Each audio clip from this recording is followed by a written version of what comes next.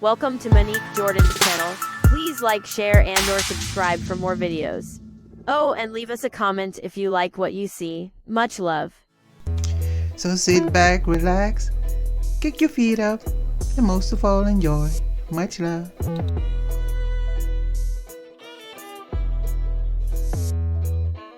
A horse is an important sacred animal associated with fertility, magic, clairvoyance, and omens. In Britain and throughout Europe, the eating of horse flesh was taboo, except during an October horse feast. In ancient Rome, the feast was begun on October 15th with a chariot race on the field of Mars. The right-hand horse of the winning chariot was killed as a sacrifice to the god by being stabbed to death with a spear. The head was severed, decorated with a string of loaves, and fought over by two wards in a ritual battle to determine which side would get the head as a talisman. The tail was severed and taken to the king's hearth, where the blood was dripped on the hearth.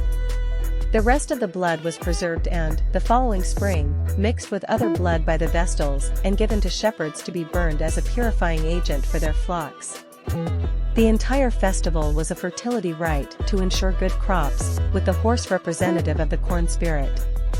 In Denmark, the October horse feast was marked by the sprinkling of horse's blood toward the east and the south by a priest, in observance of the incarnation of the horse as spirit of the solar year. The feast was banned in the Middle Ages by the Church. The horse as corn spirit appears in other pagan crop fertility rites. In Hertfordshire, England, the reaping of crops was ended with a ceremony, called crying the mare.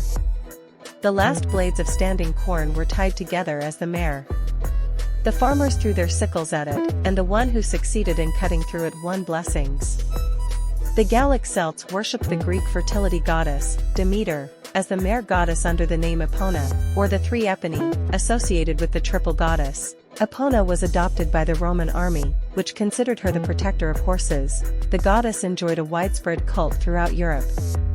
A cult which survived in Ireland until the 12th century performed a ritual in which a petty king undergoes a symbolic rebirth from a white mare.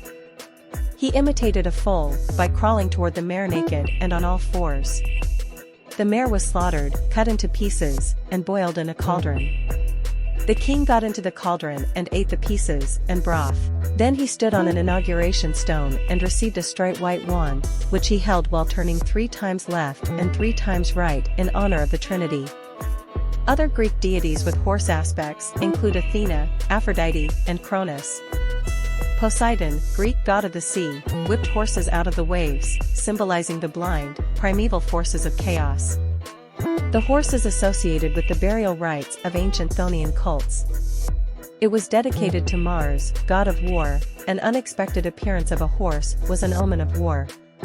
The horse also is linked to thunder, which it creates with its hooves. The Celts believed that their souls traveled on horseback to the land of the dead. Dreams of horses, especially white, are universal omens of good luck. Carl G. Jung believed horses represented the magical, intuitive side of humankind.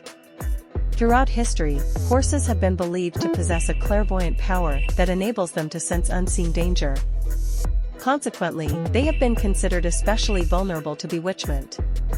According to lore, witches borrowed them at night to ride to sabbats, driving them hard and returning them at daybreak exhausted and covered with sweat and foam. To prevent hag riding, bewitchment and the evil eye, horse owners placed charms and amulets in their stables and attached brass bells to halters. During the witch hunts of the Inquisition, the devil and witches were believed to have the power to shapeshift into horses.